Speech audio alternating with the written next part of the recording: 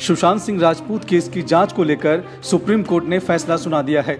Supreme court ने case की जांच का अधिकार सीबीआई को दिया है। लंबे समय से सुशांत का परिवार और उनके फैंस सीबीआई जांच की मांग कर रहे थे। सुप्रीम कोर्ट ने बिहार में दर्ज एफआईआर को सही ठहराया है। साथ ही मुंबई पुलिस को जांच में सहयोग करने का आदेश दिया है। एक्टर सुशांत सिंह राजपूत केस पर सुप्रीम कोर्ट के फैसले के बाद सियासी नुराकुश्ती शुरू हो गई है। बिहार से लेकर महाराष्ट्र तक सियासत गर्मा गई है। फैसले के बाद बिहार के मुख्यमंत्री नीतीश कुमार ने कहा कि मुझे पूरी उम्मीद है कि अब सुशांत और उनके परिवार को न्याय मिलेगा। वहीं संजय राउत ने कहा कि सुप्रीम कोर्ट का फैसला सिंगल बेंच ने दिया है, इसको हम डबल बेंच में ले जाने की मांग कर रहे थे, लेकिन अगर स्क्रिप्ट पहले से तय है तो अब माथापंची करने से क्या फायदा है। प्रधानमंत्री नरेंद्र मोदी की अध्यक्षता में बुधवार को कैबिनेट की बैठक हुई। कैबिनेट बैठक में लिए गए फैसलों की जानकारी विस्तार से केंद्रीय मंत्री प्रकाश जावड़ेकर ने प्रेस कॉन्फ्रेंस में दी। देश के 6 एयरपोर्ट का मैनेजमेंट और ऑपरेशन प्राइवेट प्लेयर को दिया गया है। इसके साथ ही नेशनल रिक्रूटमेंट एजेंसी को अधीनस्थ पदों के लिए common eligibility cum entrance test आयोजित करने का अधिकार दे दिया गया है। इसका फायदा करोड़ों युवाओं को होगा जो नौकरी के लिए आवेदन करते हैं। कांग्रेस के पूर्व अध्यक्ष राहुल गांधी ने एक बार फिर मोदी सरकार पर हमला बोला है। फेसबुक मुद्दे को लेकर अब राहुल गांधी ने अपने ट्वीट पर लिखा कि पिछले 4 महीनों में करीब 2 करोड़ लोगों ने नौकरियां गंवाई हैं। 2 करोड़ परिवारों का भविष्य अंधकार में है।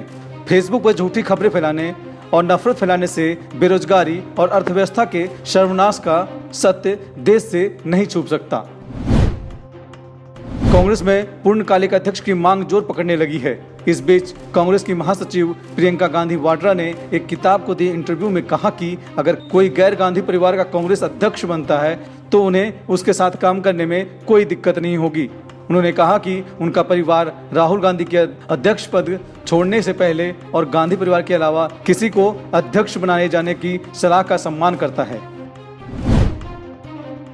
बिहार के मुख्यमंत्री नीतीश कुमार ने मंगलवार को कैबिनेट बैठक में नियोजित शिक्षकों की मांगों को मान लिया गया है। नियोजित शिक्षकों को वेतन में सीधे 22% की बढ़ोतरी के अलावा कई लाभ देने का फैसला किया गया है। अब नियोजित टीचरों को 15 दिन की पैटर्निटी छुट्टी भी मिल सकेगी। 7 साल की जगह अब 3 साल की नौकरी पर ही पैटर्निटी छुट्टी मिलने लगेगी। इसके अलावा मैटरनिटी लीव 135 दिन से बढ़ाकर 180 दिन कर दिया गया है। बिहार में विधानसभा चुनाव से पहले नेताओं का दल बदल करने का सिलसिला जोर पकड़ता जा रहा है। अब खबर है कि लालू प्रसाद यादव के समधी चंद्रिका राय राष्ट्रीय जनता दल छोड़कर जेडीयू में शामिल होने जा रहे हैं। चंद्रिका राय के अलावा 2 अन्य विधायक भी जेडीयू में शामिल होने जा रहे हैं। तीनों विधायक गुरुवार को जेडीयू में शामिल हो सकते हैं। AIMIM चीफ असदुद्दीन ओवैसी ने उत्तर प्रदेश सरकार पर निशाना साधा और यूपी पुलिस की एनकाउंटर पॉलिसी पर सवाल उठाया है। योगी सरकार पर आरोप लगाते हुए ओवैसी ने कहा कि ये केवल औपचारिकता नहीं है, ये अत्याचारी सरकार से हमारी रक्षा करने का बहुत बुनियादी आधार है।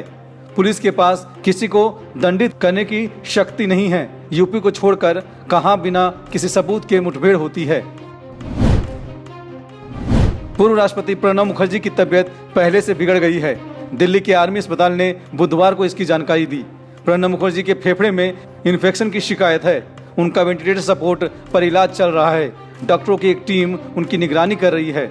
मंगलवार को सेना के रिसर्च एंड रेफरल अस्पताल ने कहा था कि प्रणब मुखर्जी की तबीयत में कोई बदलाव नहीं है। हालांकि डॉक्टरों ने यह भी कहा था कि उनके महत्वपूर्ण पैरामीटर स्थिर हैं।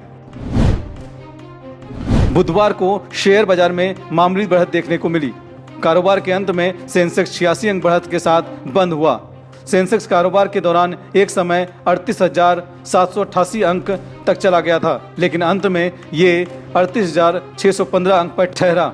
वहीं निफ्टी भी 23 अंक की बढ़त के साथ 11,408 अंक पर बंद हुआ।